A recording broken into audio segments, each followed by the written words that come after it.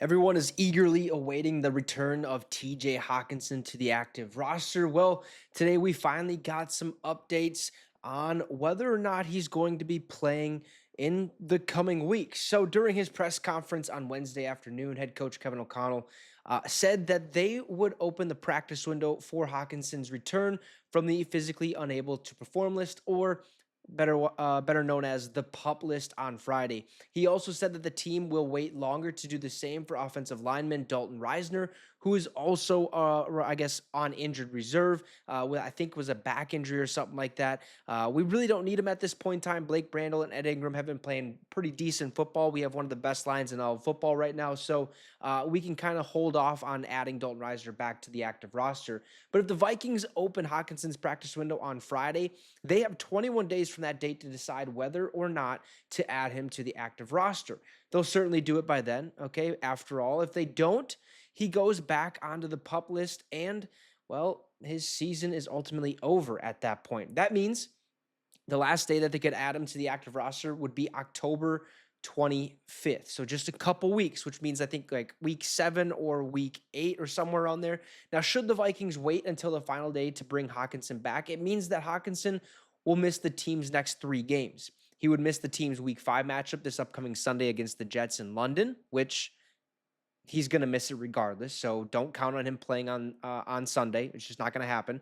And he would also miss the week 7 home game against Detroit. We have a bye week 6. That's why it skipped there. And then he would also miss their road trip to Los Angeles on a short week in week 8. So he would miss the next basically 4 weeks up to this point. 3 weeks if you're not counting the bye, because again, after week 5, week 6 is ultimately the Minnesota Vikings bye week.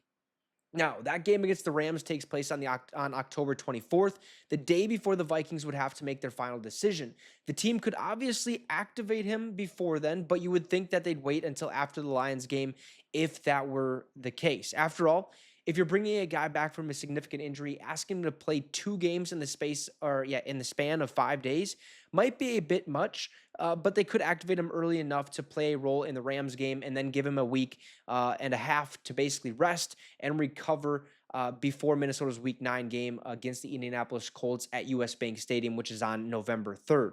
Now, there hasn't been any indication as to how the Vikings are going to play things with Hawkinson's practice window, but we now know what sort of time frame they're officially going to be looking at. Here's hoping that the home stretch of Hawkinson's rehab goes smoothly and he's ready to play a role in a Vikings season that is going much better than many expected thus far. So TJ Hockenson's practice window has officially or will officially be open this Friday, which gives the Vikings 21 days from that date, so October 25th, to officially activate him. If they don't do so before then, again, like it said, his season's over and done with. I highly doubt that's going to be the case.